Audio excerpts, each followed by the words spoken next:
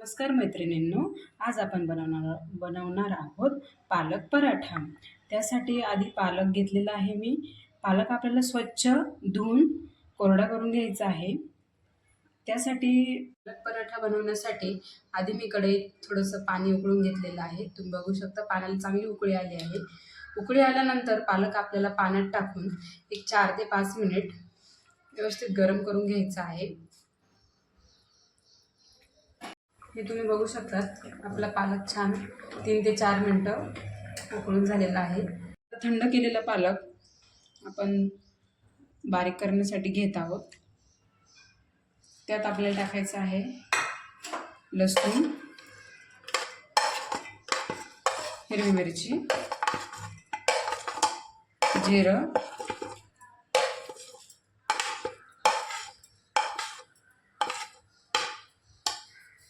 थोडीशी कोथिंबीर। या चांगलं मिश्रण करून घ्यायचं आहे। आपलं मिश्रण तयार आहे। आता हे मिश्रण मी एका भांड्यात काढून घेत आहे। मिश्रण काढल्यानंतर त्यात आपल्याला टाकायचं आहे आपण घेतलं थोडंसं डाळीचं पीठ, गव्हाचं पीठ आपल्याला थोडं घ्यायचं आहे। आपण टाकत आहोत चव येण्यासाठी पांढरे तेल भरपूर सारे घालायचे आहेत। त्याने टेक्स्चर छान येतं पराठ्याला आणि चवही वाढते। आपण घालत आहोत थोडंसं मीठ, चवीनुसार मीठ। आपल्याला टाकायची आहे थोडीशी हळद पावडर, थोडीशी मिरची पावडर,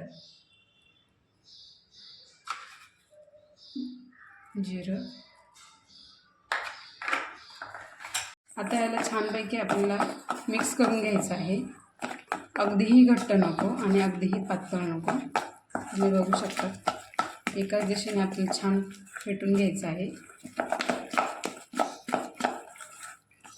छान घट्ट होईपर्यंत आपल्याला परतून घ्यायचं आहे। हे बघा साधारण अशा प्रकारे आपल्याला पीठ मळून घ्यायचं आहे। तुम्ही बघू शकता पिठाचा छान असा गोळा तयार झालेला आहे।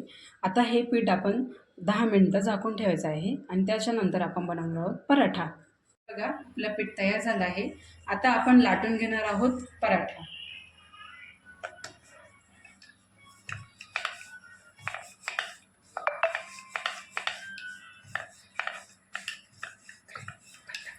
आपला पातळ असा पराठा लाटून झालेला आहे। आता मी तव्यावर थोडंसं तूप टाकत आहे। तुपाने छान चव येते। तूप टाकल्यानंतर हा पराठा तव्यावर टाकून परत वरतून थोडंसं तूप घालून याला छानपैकी भाजून घ्यायचं आहे। हे बघा दोन्ही साईड आपले व्यवस्थित भाजून घेतलेले आहे। बघू शकता तुम्ही आपला पराठा रेडी आहे। तर मग आपले गरमागरम पराठे तयार आहेत। त्याच्यासोबत मी बनवलेला आहे मिरचीचा ठेचा। व्हिडिओ आवडल्यास लाईक आणि सबस्क्राईब जरूर करा।